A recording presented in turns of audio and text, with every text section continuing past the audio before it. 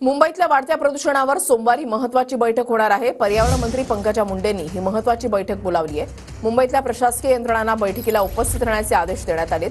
प्रदूषण कमी करण्यासाठी कठोर पावलं उचलली जाण्याची शक्यता आहे। मुंबईतील प्रदूषणामध्ये गेल्या काही दिवसांमध्ये मोठी वाढ झाली आहे। अक्षय मणकणी आमचे प्रतिनिधी अधिक माहिती देतील। अक्षय,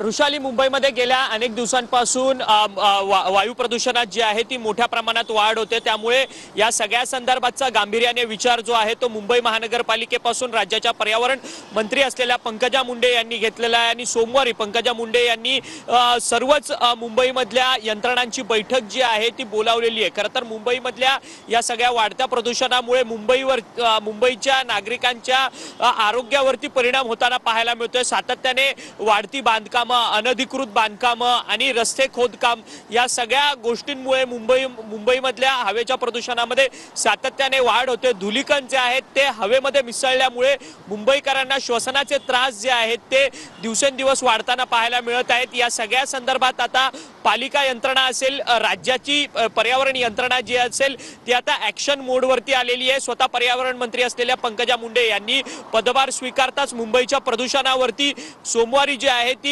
मंत्रालयात बैठक बोलावली आहे। त्यामुळे या संपूर्ण बैठकीमध्ये काय ऍक्शन प्लॅन मुंबईच्या वायू प्रदूषणावरती होतो हे देखील पाहणं तितकंच महत्त्वाचं ठरणार आहे। परंतु मुंबई महानगरपालिकेचे जे आयुक्त आहेत भूषण गगरानी यांनी देखील मुंबईच्या वायू प्रदूषणावरती कडक पावलं जी आहेत ती उचलताना पाहायला मिळत आहेत। मुंबईमध्ये जी सध्या बांधकामं सुरू आहेत त्या बांधकामांवरती निर्बंध जे आहेत ते लावण्यात आलेले आहेत आणि त्याचसोबतच मुंबईमधली अनेक विकास कामांवरती निर्बंध जे आहेत ते लावण्यात आले। त्यामुळे जे धुळीकण जे आहेत या संपूर्ण विकास कामांच्या दरम्यान खोदकामांमुळे जी धूळ निर्माण होते ती धूळ हवेमध्ये मिसळू नये याकरता अनेक उपाययोजना मुंबई महानगरपालिकेकडून सध्या करण्यात येत आहेत। परंतु आता राज्याचं पर्यावरण खातं देखील आता जागा झालेलं आहे आणि स्वतः पर्यावरण मंत्री असलेल्या पंकजा मुंडे यांनी आता सोमवारी दिलेल्या सविस्तर माहितीसाठी